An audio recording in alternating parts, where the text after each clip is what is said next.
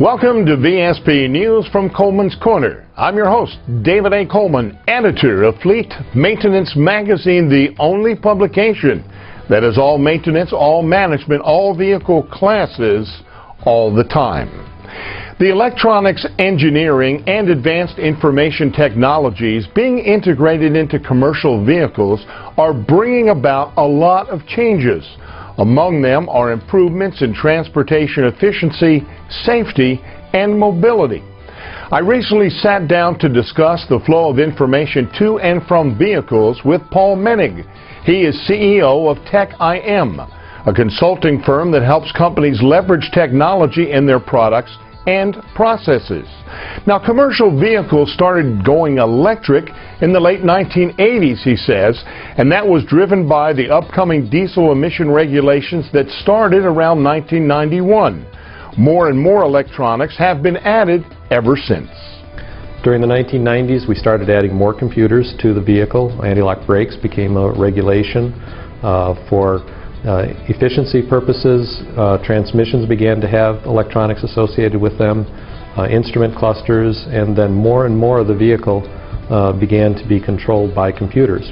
Menig says vehicle displays are evolving from fixed displays to heads-up displays to portable displays to wearables, and that is for both drivers and technicians. Today we have vehicles with upwards of 10 computers on them and multiple communications networks, but we still have the ability to get information. I've used the term that we began twittering information off of a truck from the very early days, because every computer standardized what information it would put out onto the network, and anyone who wanted to could follow that particular computer and what it was saying. Whether it was the engine computer putting out the torque required, or the fuel used, or whether it had a check engine light going, or the anti-lock brake system saying that it had a braking event occur. New technology is creating challenges in vehicle repair and maintenance. More training with computers is necessary, but more important, maintains Menig, is a good education in basic troubleshooting.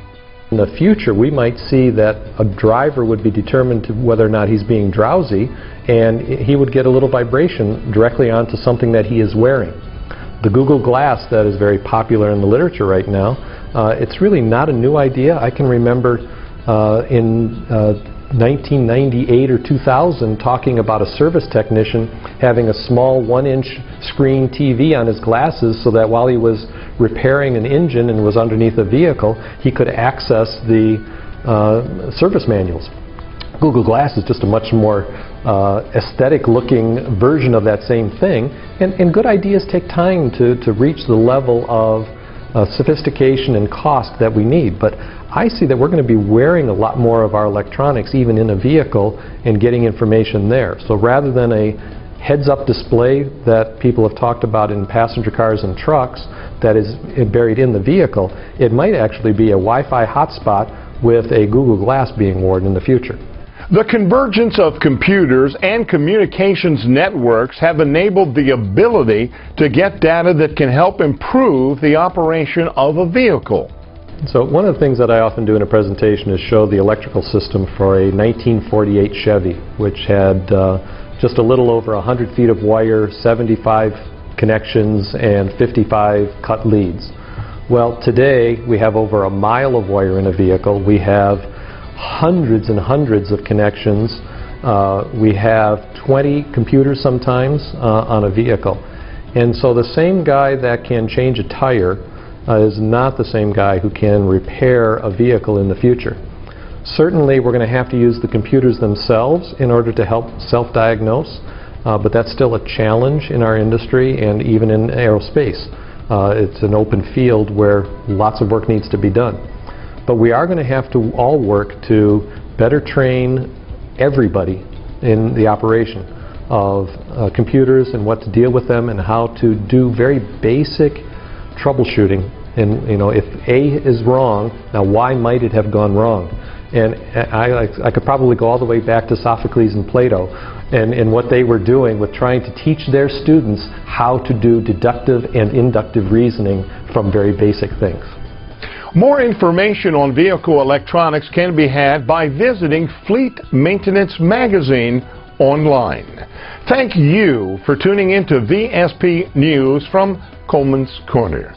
I'm your host, David A. Coleman, editor of Fleet Maintenance Magazine, the only publication that is all maintenance, all management, all vehicle classes, all the time.